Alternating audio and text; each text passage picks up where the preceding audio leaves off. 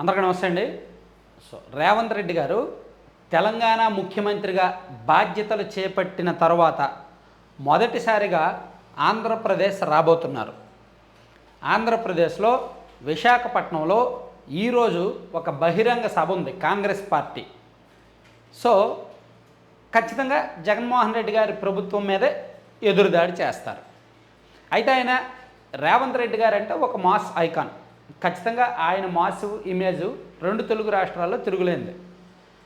అక్కడ తెలంగాణలో సీఎం అవ్వక ముందు ఏ స్థాయిలో ఉందో ఆయన సీఎం అయిన తర్వాత మరింత పెరిగింది.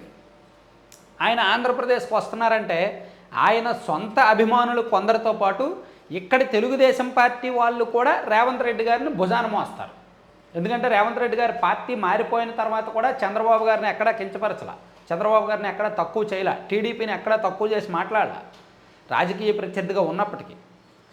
రేవంత్ రెడ్డి గారు ఆ హుందాతనాన్ని, పార్టీ పట్ల అంకితభావాన్ని కాపాడుకున్నారు. కాబట్టి ఇప్పుడు విశాఖపట్నంలో ఈరోజు జరగబోతున్న బహిరంగ సభ ఖచ్చితంగా టీడీపీ అభిమానులు వెళ్తారు, భారీగా వెళ్తారు, సక్సెస్ అయితే అవుద్ది. గతంలో కాంగ్రెస్ పార్టీ అనంతపురంలోను అండ్ రాయలసీమ ప్రాంతాల్లో తిరుపతిలోను కొన్ని సభలు 5,000 నుంచి 10,000 మందే జనం వచ్చారు. 5,000 నుంచి 10,000 వచ్చారు, మ్యాక్సిమం అంతకన్నా ఎక్కువ రాలా. కానీ విశాఖపట్నంలో ఈరోజు జరగబోతున్న సభకు దాదాపుగా 20,000 మంది వస్తారు అనేది ఒక అంచనా. 20,000 మందికి పైగా వస్తారనేది ఒక పార్టీ, కాంగ్రెస్ పార్టీ వర్గాలు వేసుకుంటే నాకు అంచనా. దానికి కారణం రేవంత్ రెడ్డి గారు రావడమే. విశాఖ ఉక్కు పరిశ్రమని ఈ వైసీపీ అధికారంలోకి వచ్చాక ఏ విధంగా దాన్ని కాపాడలేకపోయారు, ప్రైవేటీకరణకు ప్రయత్నించారు అనేది ఆ అంశం మీద చెప్తారు. ఖచ్చితంగా బీజేపీని విమర్శిస్తారు. కాంగ్రెస్ అజెండానే బీజేపీని టార్గెట్ చేయడం. అలాగే ఆంధ్రప్రదేశ్లో వైసీపీని కూడా, షర్మిల గారు కూడా వైసీపీని టార్గెట్ చేస్తున్నారు, ఎక్కడ తగ్గట్లా. రేవంత్ రెడ్డి గారు ఈరోజు చెప్పే ప్రతి అంశము కూడా ఇక్కడ అందరూ వింటారు. అసలు రేవంత్ రెడ్డి గారు ఏం మాట్లాడతారు అనేది చాలా కాన్సన్ట్రేట్ చేస్తారు, ఆయన మీద ఆ ఫోకస్ పెడతారు. ఒక రకంగా ఆయన ప్రభుత్వ వ్యతిరేక ఓటుకి ఒక బ్రాండ్ ఐకాన్ అనమాట. ఓవరాల్గా చూసుకుంటే ఈ ఉత్తరాంధ్ర ప్రాంతంలో కాంగ్రెస్ పార్టీకి పెద్దగా సీన్ ఉండదు. వాళ్ళు షర్మిల గారికి ఈ పిసిసి అధ్యక్షురాలుగా ఇచ్చిన తర్వాత రాయలసీమలోని కొన్ని నియోజకవర్గాల్లో కాంగ్రెస్ జోష్లోకి వచ్చింది. అలాగే అక్కడక్కడ కొన్ని రిజర్వ్ నియోజకవర్గాల్లో కాంగ్రెస్ జోష్లోకి వచ్చింది. రాయలసీమ నుంచి ఈ గోదావరి జిల్లాల వరకు బాగానే ఉంది. అటు రాయలసీమ 4 జిల్లాలు ప్లస్ నెల్లూరు జిల్లా, అలాగే గోదావరి జిల్లాలు బాగానే ఉంది. ఉత్తరాంధ్ర జిల్లాల్లో ఇప్పటి వరకు కాంగ్రెస్ పార్టీకి పెద్దగా ఊపు రాల. ఆంధ్రప్రదేశ్లో వైసీపీ లేకపోతేనే కాంగ్రెస్కి ఓట్లు వస్తాయి.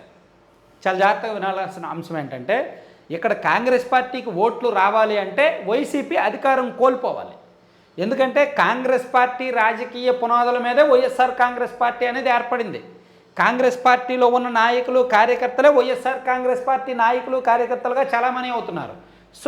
కాంగ్రెస్ పార్టీ బలం పుంజుకోవాలి అంటే వైఎస్ఆర్ కాంగ్రెస్ పార్టీ బలం తగ్గాలి.